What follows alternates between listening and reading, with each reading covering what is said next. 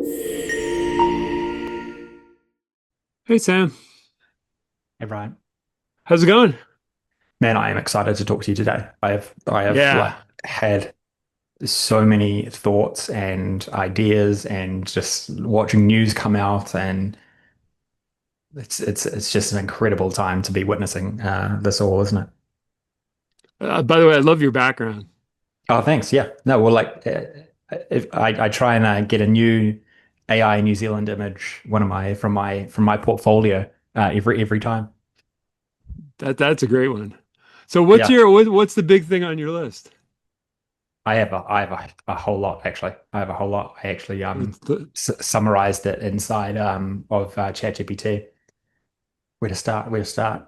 Well, look, as we've and I'm sure you've seen this as well. The acceleration is real. It's so real, Yeah. isn't it? Like everything is accelerating, particularly digitally. Um, the models are getting better. The ability to write code and to get better at writing code just by default accelerates almost everything that you can do as a individual, as a business.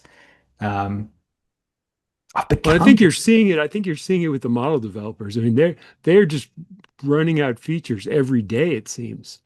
I know. Well, if you think about it, like, because I saw OpenAI just released, I think they're calling it Atlas. Yep. It's like their Chrome competitor. And it looks pretty good. I'm gonna switch to it. I mean, well, at least I'm gonna have it as an option.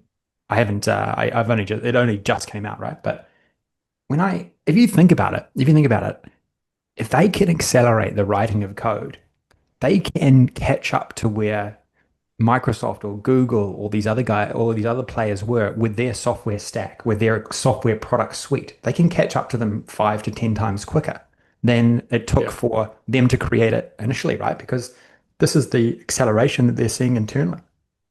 And so one of the things that I just admire about OpenAI is they are literally competing against everybody. They are competing against Google, Apple, Microsoft. I'm even convinced Sora 2 is going to compete against YouTube and Netflix. That's going to be their their video competitor to them. They're going to compete with LinkedIn and X with a social platform. They're competing with news places with their Pulse thing that you mentioned last time. They are literally competing against everyone. It's unbelievable. It's absolutely unbelievable what they're doing. It's interesting because, I know you've been very enamored by what OpenAI is doing in terms of the breadth of what they've got. I've Yeah. been kind of equally enamored by Anthropic in terms of the depth of what they're doing with Claude Code. Yeah, it's a totally different strategy. I mean, in some sense, I think Claude Code was originally developed as an internal tool.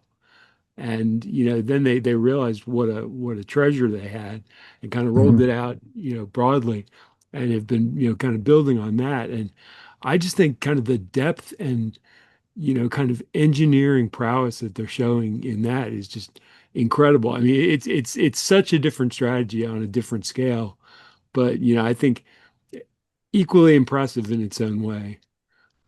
100%. Anthropic and OpenAI are out competing all of the established or other players.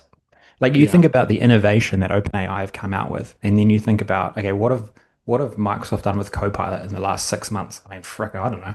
I don't even know, right? You just think about um, what is OpenAI released in that time, and Anthropic. It's unbelievable. It's totally unbelievable. I mean, yes, they're on different spectrums of like size and priorities and things like that. So it's very, very difficult to compare. But if you believe, like I do, that this AI is the new layer, I mean, they are getting out all the existing players, the incumbents are getting outcompeted like crazy by these two players right now. Yeah. I think Google is still running close. The Gemini 3 is supposedly coming out any day now. It Yeah. seems like they've been testing it on Ella Marina, and Yep. the word is it's fantastic. Yep. And Yeah, so, yeah. I'm sure. Look, they'll, as we've always said, the market's huge. The market is huge. So there's nothing to, um, for them to be worried about. But in terms of, Yeah, getting picked at or being picked off in certain areas or certain parts of their business, I mean, it's absolutely happening. It's absolutely like Google sent me, they're increasing my YouTube premium price by 33%. I mean, you're only doing that if you're getting killed somewhere else and some other lever is getting crushed, which is probably like Google Ads, right? On the other side. Um, right. that at a time when, you know, the general economy is not doing that well and you're increasing something by 33%, um, and people just have to accept it. Like, obviously they've got a lot of pricing power and good on them, but something's getting eroded somewhere else, if they're having to do that. I mean, if you think about the fact that, two of those three companies 3 years ago barely existed, at Oh, least in the public eye, yeah. and now that you just hear about them every single day. I remember listening to podcasts or reading articles that, 5 or 6 years ago, Google is unbeatable. There's no way to beat Google. And the new paradigm has been created, and they're absolutely getting disrupted. I don't think that they're in any trouble at all, but like certain parts of their core business are absolutely getting disrupted. Um, I mean, I have not clicked on a Google ad for probably over 6 months now, I very rarely go to Google other than just to find, like, if I don't know the URL of something. Um, and so, that entire paradigm is absolutely changing. I would be very, very surprised if the Atlas browser was not very, very popular over time, over the next few years. Like, I truly feel like a browser from OpenAI makes complete sense. Um, Yeah, it's just so fascinating. It's just, phew, I love it. I love it. I'm so Yeah. positive. I'm more positive over the last couple of weeks on opportunity. I truly am. I truly am. There is no doubt going to be like a lot of larger businesses and a lot of businesses are going to get smaller. There's just no doubt about it. But there is just so much opportunity. There is so much leverage that you can create for yourself personally or for a smaller company with the things that you can plug into now. Like there's just so much. You can think so big, You just have to think big. You got to think outside maybe what you thought in the past. Like there is opportunity everywhere, absolutely everywhere. One thing that really struck me yesterday was when, I don't know how affected you were, but we were hugely affected by the Amazon outage. Yeah, I personally wasn't, but I did hear about it. I mean, it just shut down a lot of the services that I use, and it kind of made you realize kind of how much of the underlying infrastructure Amazon controls now. Oh, totally. Amazon, this is what Amazon and Microsoft and Google are going to turn into. They're gonna be the Yeah. power players in data centers. I mean, we've been saying this for ages. I mean, this is going to be their business. I mean, I This is didn't going to be. realize I was listening to a story about it that Amazon owns, I think, 350 data centers around the world, and they're building like almost double that. It's just Yeah. the scale of it is just incredible. And I don't think, there is a lot of people out there questioning, is this a bubble? Is this an overcapacity? I don't think it is. I truly don't think it is. When you just look at what the possibilities are, when you've got 7 billion people who could literally plug into this stuff every single day, Yeah. for everything, for every single thing that they could ultimately do, this is not an overbuild. There is going to be a demand at some point in the next 5, 10 years, like maybe there will be an excess supply at some point, but based on what is projected at this point, I don't think that there is. I think that it will get eaten up. All of that usage will get eaten up. You just look at what Sora 2 is going to require, right? Sora 2, it's like, or Yeah. any video generation model. Supposedly, it's the most computational thing that you can do in AI, right? Like, it hasn't even started yet. It hasn't even started. Like, people are going to be creating their own movies and putting them on OpenAI's version of Netflix, surely. Like, it's absolutely going to happen. Oh, completely. There have been a few people I've been following for the last like couple of years who are kind of at the forefront of this. And the Mm. stuff they are building is just absolutely. I mean, I'm more interested in that than most of what's on Netflix or in the movies these days. Yeah. Well, Netflix is interesting because when I watch Netflix these days, I sometimes think that they're just trying to get me to stay watching Netflix for longer in a lot of cases. Like sometimes I'll watch some series and it'll be like videos long, but they probably could have told me the story in one Right, documentary, you know? right. And I think that and they're incentivized to do that. It makes a lot of sense. But that paradigm could change as well here. Like it absolutely could. Well, and and I think in some respects, it's like the opportunities for content are just everywhere. Yeah. I could see individuals producing shows now. Totally. YouTube's in a great position for that. And Yeah, I think there's got to be the emergence of others. Like some others have got to emerge. You can't just let YouTube eat all of that opportunity up, I don't think. Um, you know, that's why I think when I was like really thinking about it, you know, you could easily imagine a Sora. It becomes a creation platform, but it also becomes a distribution platform as well. Like if everyone's using yeah. ChatGPT, why not just one click over to watch videos about interesting things?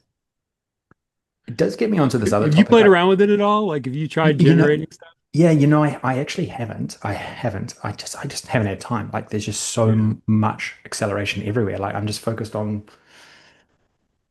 various things within enterprise DNA and the things I'm involved in. I just haven't had time. But anecdotally, like when you see examples and you read things about it, I kind of get views and ideas around it. So what else have you been? I was on vacation for part of, about half of the time since our last podcast. So Right. I have a shorter list, but I'm dying to know what else you've Sure. been digging into. Well, one of the other things that I'm starting to truly believe is that there's a lot of complaints out there about AI slop. You hear this all the time. You Yeah, hear this like yeah. AI slop in text and image and all this kind of stuff. In some ways, that's very true. And I think that's the real downside of AI, particularly online. But I think we're moving to a world where AI actually produces amazing things. Like it can actually help you create amazing things. So whilst there is this like AI slop stuff out there, I think already, and it will happen increasingly, is that you'll get excellent content from AI. Like I think you'll get absolutely excellent stuff. Like I'll like most of my posts, most of my blogs, like they are written with the help of AI, but still all my ideas. It's just the AI is just crafts it in a very excellent way. So I don't believe that's AI slop. I think that's AI, crafted content, like high quality AI Right. crafted content. And I think that we've just been on this like intermediary phase where AI is so new, but then the models are getting so good that it's becoming excellent content, like really really good content worth viewing, worth creating, worth reading, worth learning from. So yeah, I just think that the AI slop is a bit of a trope, or it's going to become a bit of a trope soon, like as a sort of like a backlash to AI. But I just don't see that as being as big an issue. Like I'll give you one example. Like I was I was looking for advice on something I was doing, or like an investment thing. And I'm telling you, I reckon GPT-5 is like top tier, top 1% of advice. Like you would not get advice from as good as advice from any human. I reckon it's as good as any human out there in terms of advice, like top 1%. Um, and I see this across everything. That's just like one dimension. Yeah, I've been doing some of that too. I've been kind of running my investments through through Gemini and GPT-5 and just Yeah. kind of seeing what it tells me. And it is very interesting. And one of the things I saw that was fascinating was they were running a financial competition where they pitted like the top five models against each other. And after the first, it's only been like a week into it, but the one that's really crushing it is DeepSeek. Really? Yeah. So it's always hard to tell in the short run, if it's just getting lucky or what. But I think it's going to be worth watching to see, kind of which of those comes out, in the long run is the best strategist. The real tipping point with AI usage is going to be when everyone moves past this AI slop phase and realizes that AI is super intelligent. Like AI is Yeah. actually as intelligent. And I think we're already there. It's just not everyone has accepted that. Like I think that GPT-5 in particular is just top tier, like top tier intelligence in inverted commas. Um, and you think it's just going to get better from here. But I think that's what's going to change the most actually, is when there's just this like widely accepted belief that AI is just smarter than anyone and everyone. So, Yeah. look, I think you and I probably agree in a lot of cases. Like it is right now. Like GPT-5 is. It is generally. I mean, I truly believe it. It is. Is I would default to getting advice from GPT-5 than I would from most humans at this point. Um, and what does that do within a business? What does that do within a business if your managers start believing, and there is a belief system that AI is smarter than anyone giving them advice, or anyone passing them a report, or anyone talking to them in a meeting? It's an interesting thing to talk about, isn't it? Or to think about, like what that actually means. Like it does actually it's going to accelerate the cultural shift quite quickly if you think about it. I wrote about this today and, kind of talked about how I see AI changing the data analyst role. Mm, And, I may be a little bit more reserved on that conclusion. I mean, I definitely think in the implementation execution stage, AI is better than almost all of us at everything. yep, And I think basically all we do in that stage is kind of keep an eye on things and make sure that it doesn't run off and do anything crazy. yep, Every once in a while, I mean, I see Claude just going down a track where I'm like, whoa, whoa, whoa, that's not what I asked for. But most of the time, it's spot on and doing, really, really great job in the implementation. Where I see, us still having kind of a big role is in the planning phase, and particularly, the decisions about whether to automate something or whether to do it as a one-off ad hoc. If you're going to automate it, how do you how do you kind of staff your agents? I think there's still kind of a planning role that a really good data analyst is better at than AI. And I think also, as we've talked about on the validation side, that's the one, you really kind of kicked my thinking into gear on that one. And that one keeps me up at night, of how do you know whether we're talking about AI or not, how do you know your answer is right? And I have been racking my brains on that one, and I've had most of the deep research capabilities of all the different models, looking at that, and it is a tough question. I mean, if you mm, can if you can define it clearly for a certain problem, AI can just run that agentic loop and kind of work to your grounded solution. But if you can't define that super clearly, it's a hard question.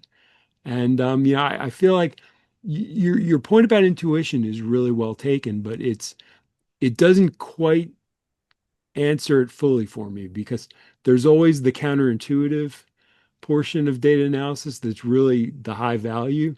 And so mm, it's the times when you think, here's what my intuition says, and the data proves you wrong that are really valuable. And you wouldn't want to throw those out. Um, and so, that one's still kind of got me bedeviled in a way. And then mm, there's, mm, kind of at the end of the line, there's the systems thinking, which is kind of the paradox of as people kind of gear toward the things you're measuring and the things that AI is kind of treating as metrics, do you start kind of gaming the system, introducing biases, and um, do you need to kind of make adjustments along the way? And I think, good analysts are still better at that sort of systems thinking than AI. But definitely, I feel like the balance is changing. And that yeah, AI is taking over, even to the point of being able to really do, as you said, great writing, great PowerPoint presentation generation. If you give it the right prompts and the right skills, mm, that I definitely think the balance in a lot of these different areas is shifting. Yeah. I think whilst not everyone was very pro about GPT-5, I think it's given it's forced everyone to start using the higher quality models uh, Yeah. in a way that has unleashed hundreds of millions more into this new realm of like AI usage. And that's going to have impact. It's going to have impact. No doubt about it. I've come up with a name, well, in combination with ChatGPT, of this new job role, intelligence ops. Intelligence ops is going to be a thing, just like DevOps was a thing. Intelligence ops is going to be a thing. It's kind of like along the same lines as like my full stack AI professional. Is that you're going to be like thinking more broadly, like more about the systems of implementing AI within particular workflows or within particular business functions. You're going to be building intelligence operations somehow. That's where the big opportunity is. If you think about like how information is collected and used within organizations, a lot of it is one thing after the next. Like, it's not like a continuous learning opportunity or operation. But I think this is where this changes. Like this truly changes everything. If you can keep piling on information and information and information into something that then you have this intelligence operation system on top of that people can access via chat or via voice or whatever, there's just enormous opportunity to implement new systems and new ways of doing things with that out there. I mean, that's very new and maybe ethereal to some, but like that is absolutely what is happening. That is what is happening going to happen at the big level, middle tier of businesses, and also even smaller businesses. Like it's going to be incredible. It's a shame. Kind of what's your experience with, I know you've got other friends who are, entrepreneurs and other, other, small and medium-sized businesses. What do you hear from them about kind of how they're using the technology? Pretty much everyone that I know from a family perspective and also from just like my general network. Yeah, I mean, everyone's using AI extensively now. I was talking to my brother the other day, and he was basically saying, "Man, I just use ChatGPT all day now, all day, Mm. all day for my job." And he's in a sort of a finance role, um, and he's just checking everything. He's checking everything within ChatGPT. He's just getting ideas. I'm doing that. I'm doing that for almost every big decision. I'm at least checking with ChatGPT. I'm getting advice with ChatGPT from ChatGPT. I mean, I don't have to accept it. I'm just checking in. I'm just checking in. I'm getting ideas. I think that's happening everywhere now. I think that's truly happening absolutely everywhere. Everyone's got access to this top tier level of intelligence, the super intelligence. It's incredible. It really changes so much, like and all for and positively. If you just say for example, like you're an entrepreneur and you're a very creative person, you've got a good network, you've got a great idea. Historically, you had to go get advice from lots of people to actually make that a reality. And in a lot of cases, you needed to get technical advice, you needed to get financial advice, you needed to get advice on how to get investors, all this stuff, right? And you can get this with one click away now. One click away, you can Yeah. get all of this stuff. I mean, that's just incredible opportunity in my opinion. It's absolutely incredible. Um, the other thing that I've just started to believe is that I am 100% believe that there is going to be a lot of job disruption now. Like Yeah. there absolutely is. And I think it's already happening. I think it is absolutely already happening. And it's only as soon as you get to this tier where everyone accepts that okay, AI is just smarter than all of us. When everyone sort of just starts accepting that. That wasn't the case when people were using 4.0, right? But they're Right. using GPT-5 and the next generations. Like that acceptance is going to happen.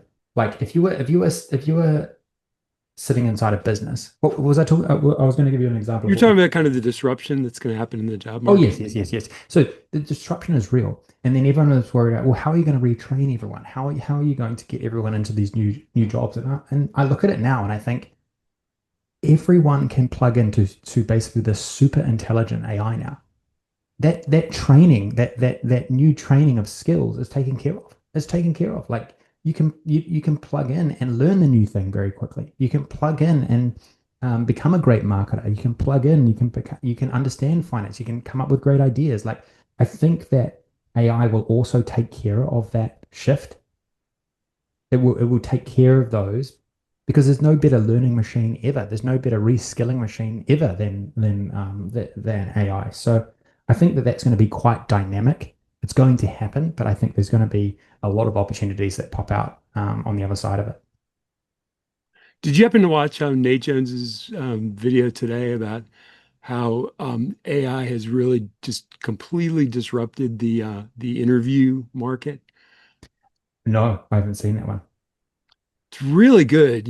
I totally think he's right on this. I mean, he usually is, but Mm, what he was saying is, it used to be that you could look at a candidate and that their resume and their portfolio and their cover letter would tell you something about their effort, their intelligence, their skill set. And he's like, now it doesn't mean anything, that everybody has access to the ability to kind of craft a perfect resume, a great portfolio, a tailored cover letter to the position.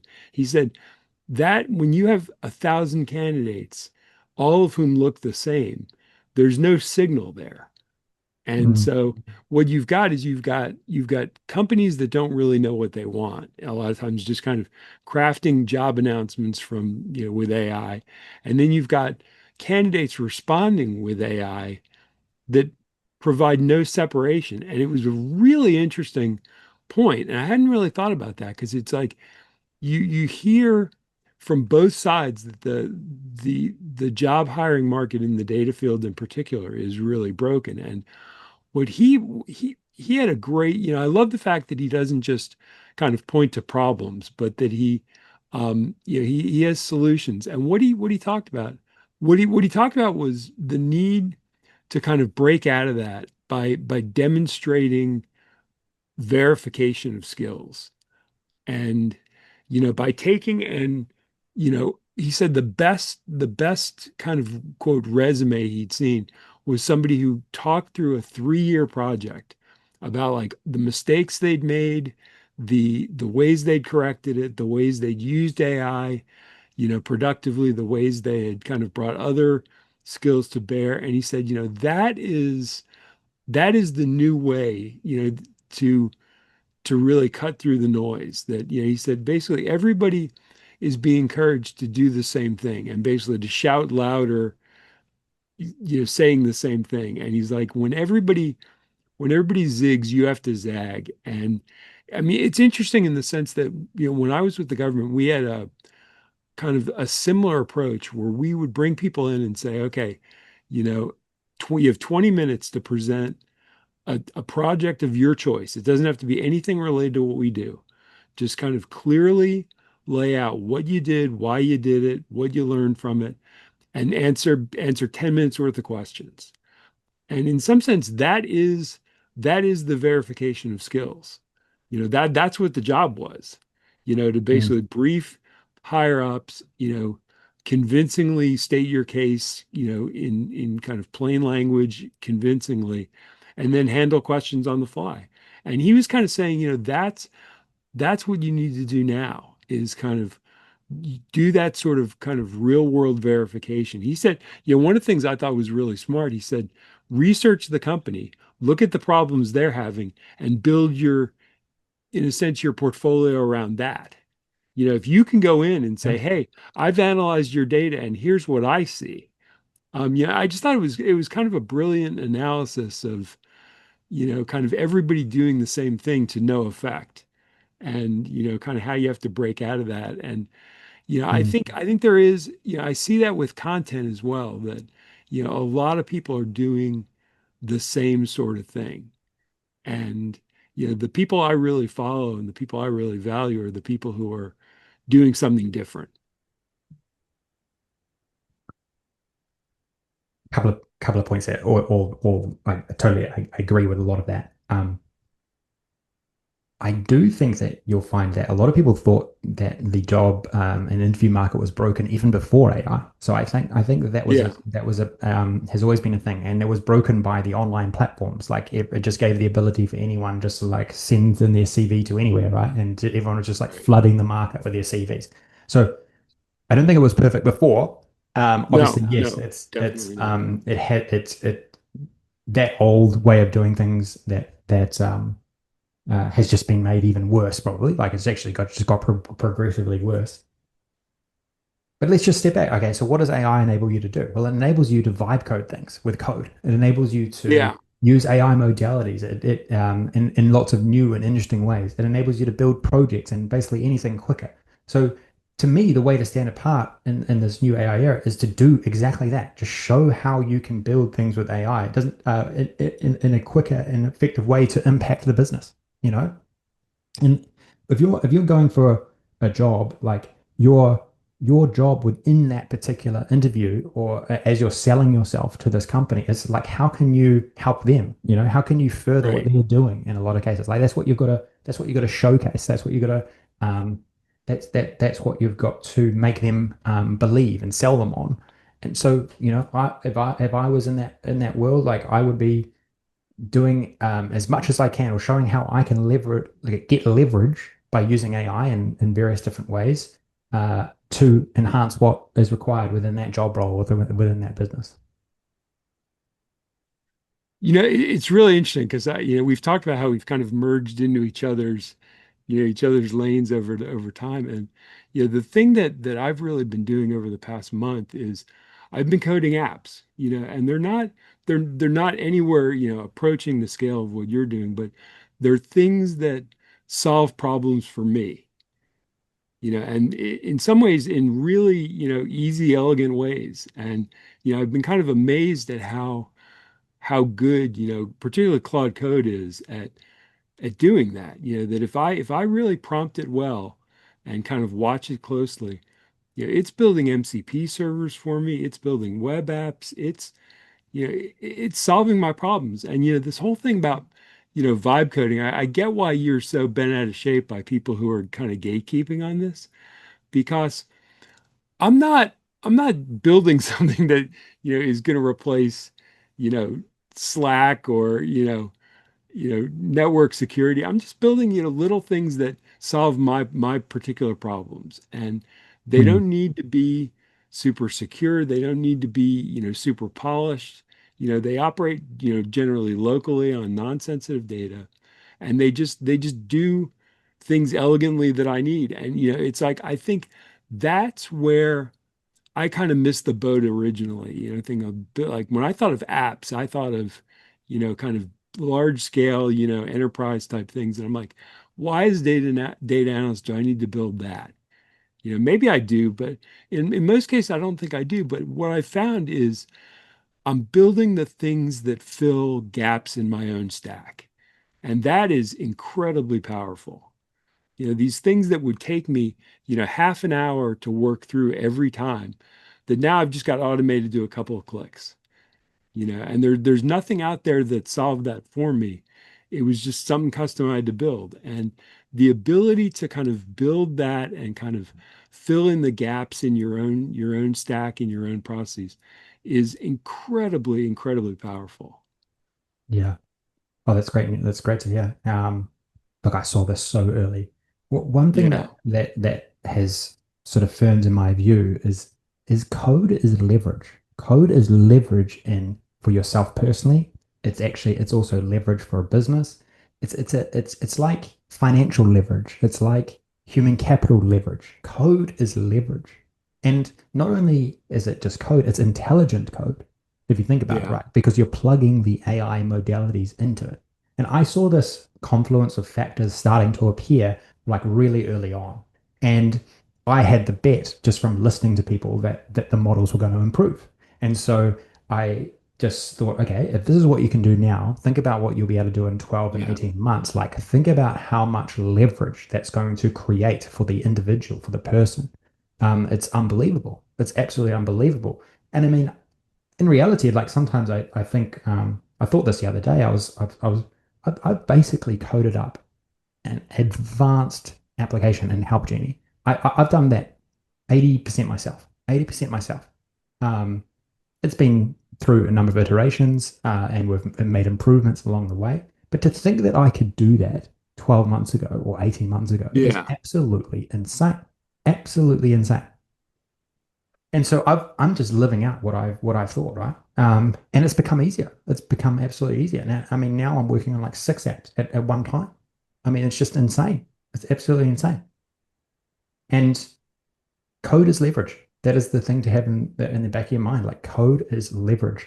Intelligent code is even better. You know, if you're building apps and you're plugging in the AI modalities like text, image, vision, voice, all these different things, like you're creating leverage in some domain. And you don't have to build something generic that every person in the world uses. It could be in your very, very niche domain. Like just think Right. about someone in a super niche sales role or in a pharmaceutical area or in a medical area or I don't know, energy. Like just Right. absolutely every domain you can use. You could use finance as leverage historically, human capital as leverage, but now you have code. You have intelligent code as leverage. This is the global, unbelievable opportunity that is opening up for everyone. But anyway, like this is what is creating the massive opportunities for everyone and anyone out there. Um, and I think it's just going to become easier. Code, that's what I was going to say. Code used to be this like finite resource or this very premium resource, right? Let's think about like used to cost you a lot of money to generate code in code files. Right. Take a step back. That it is now an abundant resource. You're able to generate it like it's nothing, like it's air. That's huge. It is absolutely huge.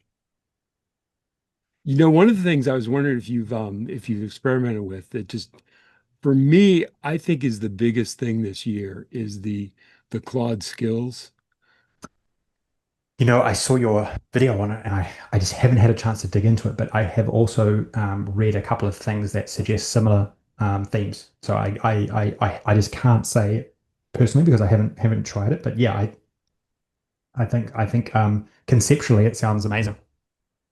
You know, I think you would love it because it just combines everything you're doing in a way that makes it super easy to package, super easy Mm, to distribute, you know, really easy for people to understand. You know, it's beautifully documented. It's a really elegantly engineered solution to, I think, all of us who were kind of experimenting on our own came to a lot of the same barriers, you know, in terms of, you know, MCP being awesome, but also taking up a lot of context, you know, right. requiring a lot of effort to install, to transfer.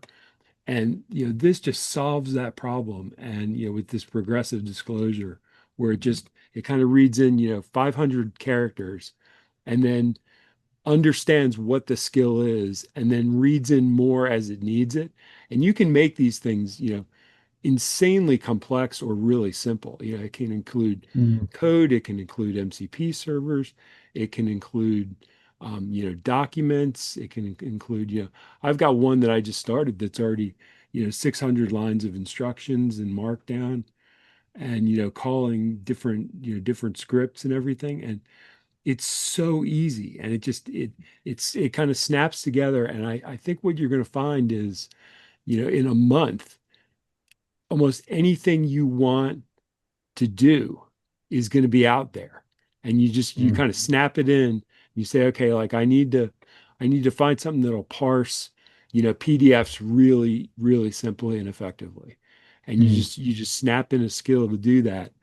And what I found is, you know, Claude, one of the things somebody said yesterday, Alexis Olson said, you know, one of the things that he was frustrated about Claude was how big the system prompt was.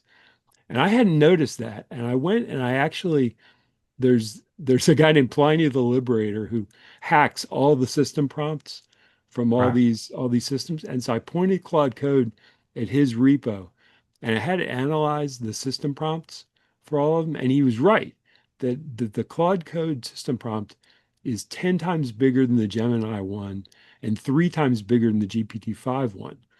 All And a right. lot of that is tool calling, that it's incredibly skilled at tool calling. And the other thing is it's very personally conversational, in terms of um, kind of almost anticipating what you want. Sometimes a little bit too aggressively, but most of the time I find it quite useful where it'll make Mm. suggestions, it'll if I ask it a question, it'll come back with, 3 suggestions and a recommendation and it'll anticipate my questions really, really well. And kind of one of the things they did that I thought was super smart was they kind of used that intelligence to create a skill building skill. So it can help you now build skills in this really, highly um, expert way. And it is, I think, you know, it'll be interesting to see if it kind of gains the sort of widespread acceptance that MCP did. I kind of feel like Yeah. MCP caught everybody by surprise, and OpenAI and Microsoft, I don't think they had anything similar. So they said, okay, let's get on board and get people doing this. The Mm. important thing was kind of to get everybody moving in the same direction toward agents and this sort of thing. I don't know, I kind of feel like even though everybody got on board, Anthropic kind of maintained an edge by having the technology first and kind of understanding it best. And it'll be interesting to see. I kind of feel like strategically the other companies are not gonna give them that edge again. Even though I think engineering wise, it's a brilliantly constructed system. And as far as I've experimented with it so far, it just seems to work beautifully. But I don't Mm. know if it's going to get the same level of buy-in that the MCP did. We're starting to see the emergence of these bigger players try to become platforms, right? You're starting to see it Yeah, with yeah, OpenAI and their plugins that they've recently announced, and this is I guess the start of like adding additional skills and tools easier to Claude. Um, you're just going to be spending more time in a ChatGPT environment doing more things. Like there is really no doubt in my mind. Like my developers have helped. We've been testing a few things out. Like we've actually been able to build. So we have got this AI first like marketing tool that you can connect. You can create content, but you can also connect up to all your social medias, so you can post and you can schedule and things. We have built it inside of ChatGPT now. Like we have figured out how to build the interface inside of the ChatGPT environment, and so we've been testing it the last week or so. And so you can now build through these like plugins. You can get stuff done, connect to external APIs. You can have all of your tool, all of your software sitting within your own environment, and then the AI just calls it from within the experience. And then you can set up a calendar of posts. You can post to all the social medias from within ChatGPT using our system now. So we're sort of at the cutting edge of what's possible, and I think we also think we can do it through Claude Code as well. hmm And then when you start combining it with all of these additional things like skills, and other things, I think that will come out. It's going to be absolutely wild what you can do within these AI clients. Surely, absolutely wild. It's I think will be one of the opportunities of our lifetimes. Actually, is that these platforms want to become these open AI tools want to become platforms, and Yes. they are not going to want to they just want to be the core platform. They're going to build the connectors. They're not going to want to create every single niche use case for every single thing out there in the world. Like they will want others to build it, and then they'll just be the connector. And there's just almost like unlimited opportunities from what I can see. Well, you know, one of the things that just was announced, I think a few hours ago, was Claude Code on the web. So now Yes, I saw that. Yeah. you can, you know, from anywhere, including your phone, you can fire up Claude Code. Yeah. And you know, that is to me a very aggressive move to be a full platform. I think You know, that I was looking at it. I have a feeling it's more like Codex, where you at the moment can sort of do one-off things. It comes back and it tells you like the one thing that it did, and then you can sort of like background agents is what they call them. mm, I'm not sure it's like the terminal chat based. You just like chatting away. I'm not sure from what I saw in the demo that it's that. Um, but that is I've been looking for that. I actually searched on ChatGPT. I was like, how can I use Claude Code on my iPad? That's what I wanted to do last right. week because I don't want to have to sit at my desk every time I want to make a small change. I want to be able to do it on my iPad if I'm on the couch or something. Man, that's complicated. So complicated. You got to get a virtual machine. You got to, connect it I don't into, think you do anymore. It would be interesting to run that same query tonight yeah. because I think it's changed. So you think Claude Code actually, you can just do it within Claude Code, web. I think you can, yeah. Okay. And yeah, I don't think it's got, as you say, I don't think it's got the full functionality, but I think Right. it's got much more than just, you know, kind of running a single chat. Um, The problem with the codex I have found is that it's good for just like one-off fixes, but it's not good for this like creative vibing. And mm, if because what it does is every single change it goes and does like it goes and creates a pull request inside of GitHub, and it's just annoying. Like you might do like 15 changes in one go, right? And having to do like manage 15 different branches in a GitHub repo is just annoying. Um, whilst Claude Code, like you do it locally on your machine, and you can make 100. right. You can just do like 100 changes, and for over a day, and then you can push that to GitHub. So it's a different feel when you're doing it on your computer. Like you're actually vibing. You're really vibing and playing around with your app. But I'm not sure you. Yeah, I'll have to go test it. That's what my initial thoughts were. It was very similar to Codex, but I'll go and have a look. You know, going back to Nate again, you know, he did a really good comparison of Codex versus Claude Code. And it was very similar to what you said. He said, you know, Codex is very linear and it's very, you know, it's very task oriented. Claude Code is much more loop oriented and kind of iterative. And he Mm, said, you know, it's a very different experience. And you know, I've been, you know, almost exclusively in Claude Code. I mean, it's interesting how both of us really, I think, worked hard not to get captured by any one system. And it seems like we both have now, mm. but by different ones. And yeah, it is interesting. I think finally how the different platforms are engineering stickiness in a way that they have not been successful in doing prior. Yeah, yeah. I mean, I will say that I use Claude Code within Cursor, and I actually use GPT-5 Max in the Cursor window for coding, and then sometimes I'll use Claude Code, and then I'll use Claude Code in the middle. But I think the reality right now is Claude Code, their latest model is just the best. It Yeah. is hands down the best, works the quickest, and actually gets stuff done.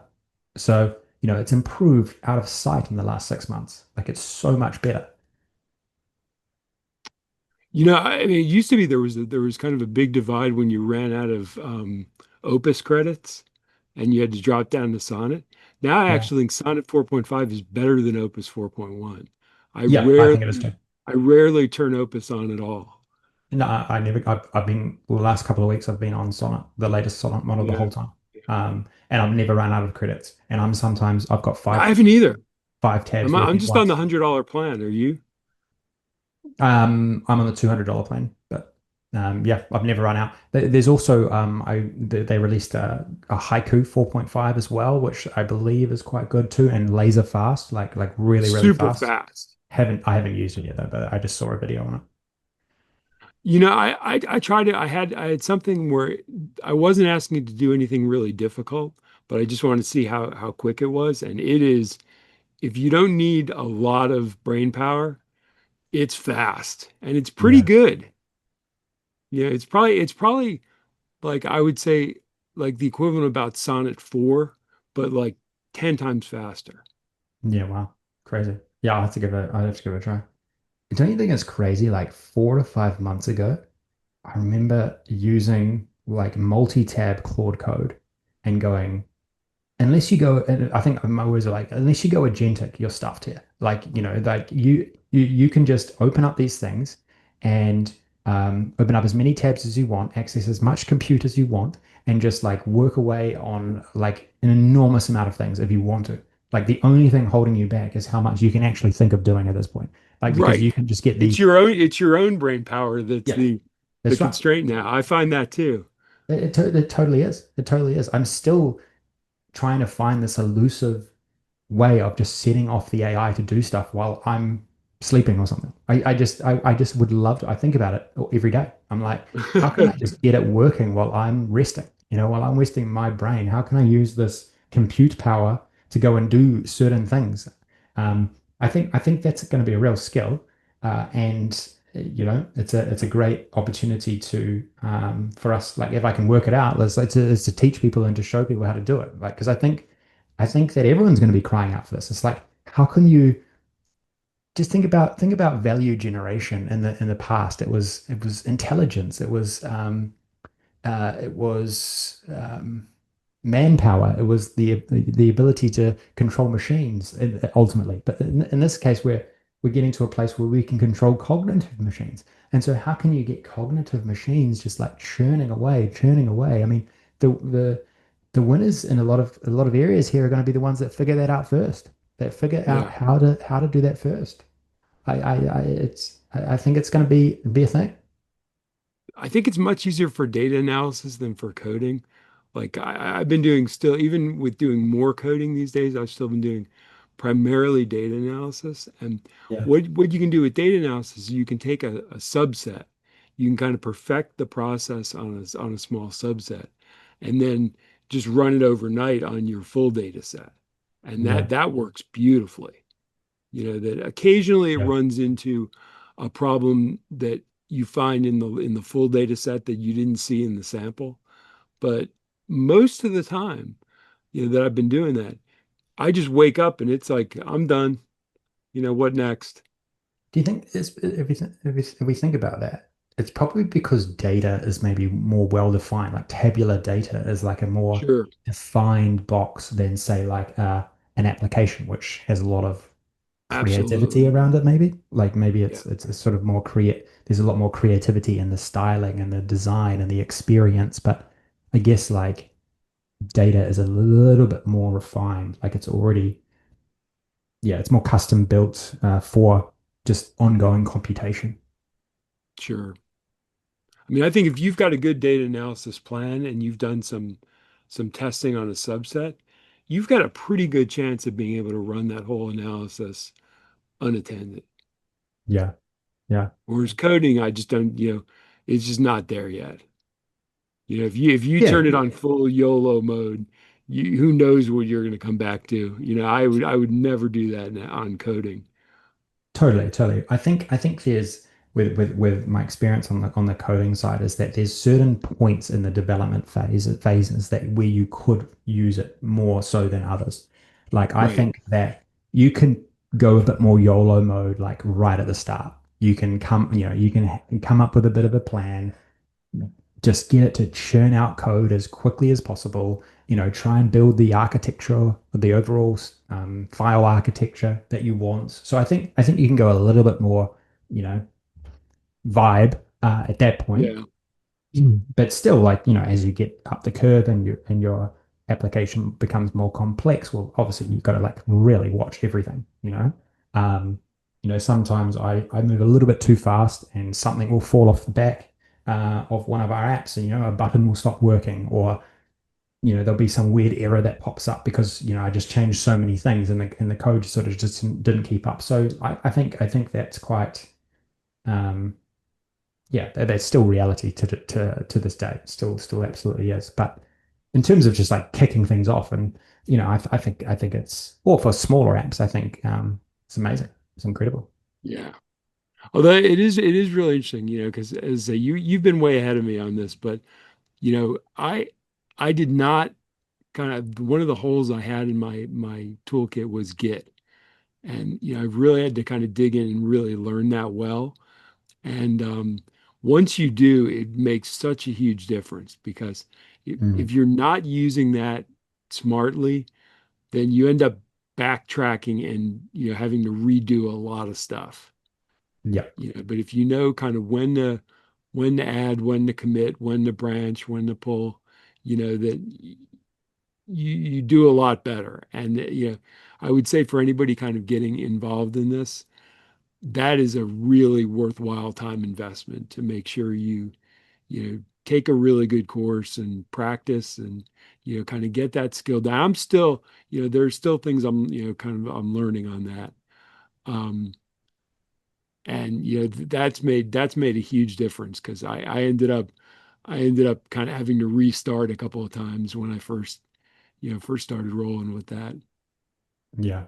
I remember, I totally agree. If you're still, if you were still not into the sort of vibe coding era or world, or just doing things with just code in general, if you're still not doing it, take an intense, just like a quick intensive course on Yeah. GitHub, or just like get up to speed with GitHub. It is like such an eye opener. When I first saw it, I was like, I honestly felt in my mind, where has GitHub been all my life? Like that is Yeah. how good Even it for is. data analysis, it's Yeah. it's Yeah. fantastic. Yeah, it's such a key learning. It's such an incredible tool. Um, I would go to GitHub every single day. Every time I sit at my computer, I'm in GitHub at some point. Yeah. Yeah, easily, multiple times. Because I'm managing like so many different apps here, where I'm pulling a repo, I'm creating new branches, I'm doing some front end development in combination with my developer team. Like, it's crazy the productivity we have, and the organization that we have, and like our AI is in that it all points of that work as well. Like AI is doing the commits, it's comparing commit different branches. It's everywhere. It's everywhere within it. I'm curious, what do you use as your kind of favorite IDE these days? Cursor. I'm in Cursor, or pretty much Cursor. Okay. exclusively at this point. Um, I started using my terminal again a couple of weeks ago. It just keeps crashing on me. Even in Claude Code, my Really? terminal keeps crashing on me. It's annoying. Like when I'm trying to run like four at a time, it just seems to crash. Um, I'm not sure if it's Claude Code or if it's something to do with my setup on my computer or something, but when I use it in Cursor, it's a lot more stable. And so Hmm. in Cursor, I have five or six Claude Code tabs set up. I have, I don't know, four or five Cursor agent tabs set up. And then I rock up in the morning. Sometimes I've got a list of 20 things that I want to do. I just like get in and I'm just like, boom, voice chat into one, voice chat into the Yeah. next, voice chat into the next. I mean, I'm very careful that they don't step over each other when they're coding, but very quickly I can get like 40 or 50 edits done on files, like very quickly within a couple of hours, or maybe even less than that. Um, and that's how that this is just the acceleration at play. Like this is the Yeah. acceleration of everything at play, like right in front of my face. And anyone can do this. Like I'm just coming up with ideas and talking them in like voicing them in English and getting them done. Obviously, I've got the reps now where I know what to do where and when to put to GitHub and how to use GitHub, how to collaborate with my developers and things like that. So like, there's a lot of reps there, but the acceleration that we keep talking about is just like right in front of our faces. Like it is just absolutely happening. I'm curious, when did you switch? Because I knew for a while you were a big windsurf fan. And when I did you switch from was. windsurf to Cursor? I first went to Claude Code, so I was in Windsurf, and then Claude Code arrived from memory. And then I was just in Claude Code Terminal for a while. Then it started. I remember saying to you a few number of weeks back that it just kept freezing on me, kept freezing. Yeah. I was having a lot of issues. Then I went to Cursor, back to. I always had a Cursor subscription, and Mm. then yeah, I've just been using Cursor since then. Um, that's just been the natural evolution. I think I still have a Windsurf subscription. I mean, when I can get like 9 tabs in front of me inside of Cursor, like one thing, it's just I don't need to actually go anywhere else. Like I have access to all the compute right there in front of me, so I just don't need multiple IDEs open anymore. Um, Yeah, where in the past, before the multi-tab thing, you could only use one chat interface at a time, right? Like right. before Claude Code really arrived, like the multi-tab thing wasn't really a thing. It was just like one chat bot, one chat area. Where you ask one thing, you wait, and that's what Lovable was as well.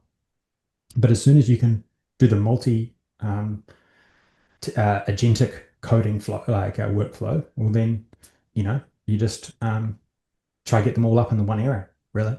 You're just accessing models. You're just accessing models on the cloud at the end of the day. It doesn't really matter where you're accessing them from. It's interesting because again, not coming from that coding background, you know, Git was one of the things I had to learn. The other thing I had to learn was VS Code.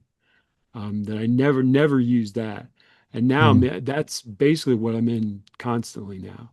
I'm just yeah, running the Claude Code extension on VS Code, and I love it. Yeah.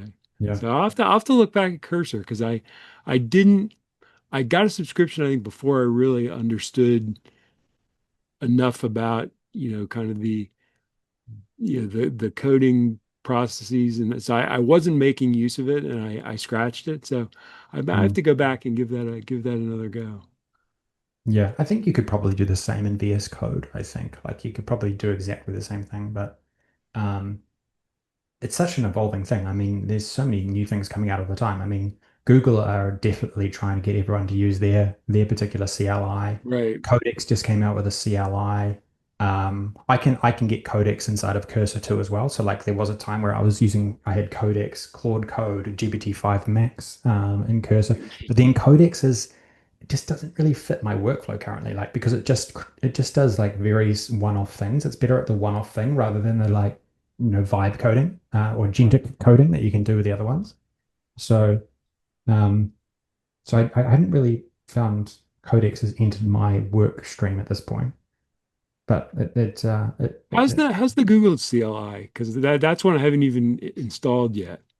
I didn't think it was very good when I used it. I also yeah I just the model is just not as good as Claude Code. So Right. like it's just not as good. So it's hard to go there. I mean, you can get you could use it for when I used to run out of Opus credits, like it made sense to offload a little bit of stuff from like planning or learning about your code base to that because it was free.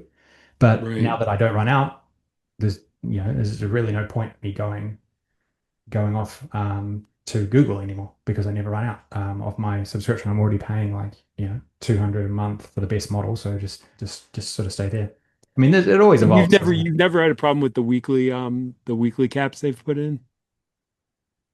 Not yet, but I'm telling you, I'm just desperately trying to find a way for it just to keep working when I'm not in my computer. Like I'm absolutely desperate to find a way. I just have been working so fast on so many things. I just haven't had a chance or a time to like take a breath and be like, okay, how can I get my computer to just input stuff for me, or to get it to like execute on a plan, autonomously.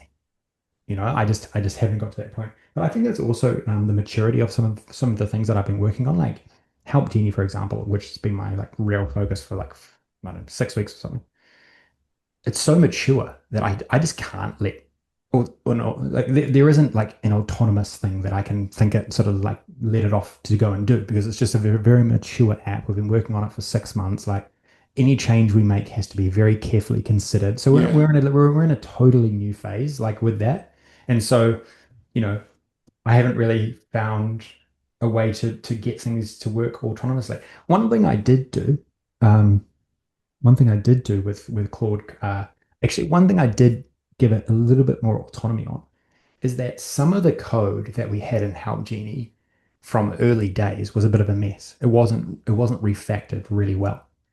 And I set up a Claude agent, a Claude Code agent that was specifically tasked with refactoring in a certain way, like exactly how we wanted to refactor our files.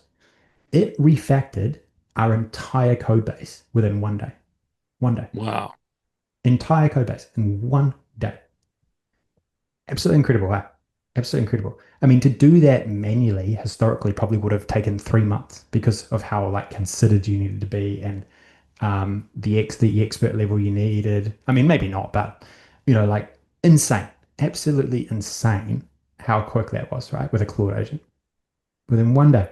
And what I did was I probably only chatted to the actual agent maybe 5 or 6 times throughout that day. Because what I Wow. would do is I would give it a very, very detailed, okay, go and look in this folder and these files. Okay. Within that folder, there might have been like, I don't know, 60 files or something. And I was like, go and focus on that. Go and work up a massive plan about how you're going to fix all of these files. Right. And then it would go out, come up with a plan. And then I'd just go, yep, I approve, and then it would go and work for like an hour or so, just like working through fixing those in a lot of detail. So it just didn't take that much input until at the end. At the end, the next day I had to like just check a few things, like a few things maybe broke and stuff, but nothing serious. Like everything still looked the same, felt the same, worked similarly. There's just a couple of like edge cases, but yeah, anyone that tells you that vibe coding is not a thing now is an idiot. Honestly, they are an idiot. I'm happy to I'd happily tell that to them to their face. Like that is just unreal productivity. Unreal. That planning mode I find for everything I do, whether it's coding, whether it's data analysis, whether it's, research, it's like the ability to kind of break down. There was in the very early days of MCP, there was an MCP server called sequential thinking, Yeah, which that's what it did. It broke everything down into, kind of tasks and subtasks and then work through it systematically. And you don't really need that anymore. Everything's got that built in. But if it's one of those things I would say to anybody who's not using a CLI or a tool that does that, that is a game changer, in terms of the ability to kind of collaboratively plan with your AI a detailed, whether it's a coding plan or a, refactoring or data analysis or data acquisition or data cleaning, the ability to do that back and forth and then to say, okay, lock that in. That's a good plan. Go implement that. mm, That's where, kind of my post today, talking about kind of how the execution phase is now, at least for me, is almost entirely on the AI model. Once I do the planning, it's just go out and get that done. And it is just getting better and better and better at doing that autonomously. 100% agree. I would say the predominant way that I'm using Claude Code right now is exactly what you just described. I always say, go and do a lot of research and come back to me with a plan. And then I Yeah. approve the plan. I just say, yes, do it. So instead of just giving some open-ended, I want to do this, I'm like, go and create a plan for me that takes into account all these different things. And then tell me exactly what you're going to do. And then I approve. I just generally think it's more effective at actually getting things done correctly the first time if you just like put that layer into your sequence of doing things. You know what I've been doing with regard to that? I love the Google deep research capability. I Yeah. think of all the ones I've tried, I still think that one's the best. And so what I'll do is I'll have Google do the research. It'll pull all the site. It'll go through hundred. I mean, I did one the other day. It pulled like 316 citations and synthesized them beautifully, organized them beautifully. It said here are the 50 or so that are predominant. Here are the secondary ones. Um, and I said, okay, put that all in Markdown. And then I just put that into the folder that I'd opened in Claude Code. And then I said to Claude, I said, okay, now go formulate a plan based on that research to do X. And that combination is just dynamite. Mm. Yeah, that's crazy. Yeah, I need it. I haven't used deep research for a little while, honestly. I've just been so into the agentic coding. And so much new stuff is appearing all the time. It's just hard to get. We've talked about this a lot. I mean, it's hard to keep up, but that trend is not going to stop. The acceleration is real. It's happening everywhere. This is maybe we're getting to a point where um, there's the opportunity to specialize in AI and hard, like whatever you're doing, agentically enhanced things that you're doing. You might want to specialize in coding or specialize in video or specialize in audio. Like, there could be, some sort of like AI or agentic specialization that starts appearing. Oh, I Maybe. mean, there are already people who are kind of laying down a flag in terms of building expertise in how to build skills. I mean, there are people Yeah. who've already set up marketplaces and have been, just cranking out, some really, really top-notch skills. Yeah. There's a guy named Simon Willison who has a blog that is fantastic, and he actually cited to a number of the marketplaces that the really top coders had set up, and they're kind of all in on this, and they're kind of focused, specializing already in kind of taking all that knowledge and building these specialized skills. So I definitely think it kind of gets back to what we were talking about kind of validating your own skills and kind of proving those in public.